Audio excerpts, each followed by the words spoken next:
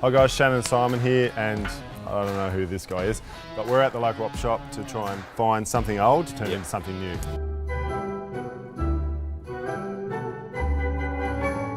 This, that's a gem. If you sand it back to like a bare Scandi sort of look, you could literally sell it for hundreds. I can see why someone doesn't want it anymore. It's got that yellowy sort of older look. So what we're going to do to bring this into the 21st century is give it a good sand.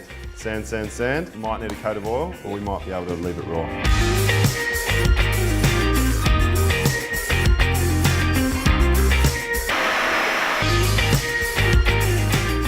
Bro, this has come up a real treat. It has, and all we've done was do a little bit of conditioner with some tung oil. Now we've just got to find a perfect place in the home for it. Could work in the bathroom, My bedroom, front door.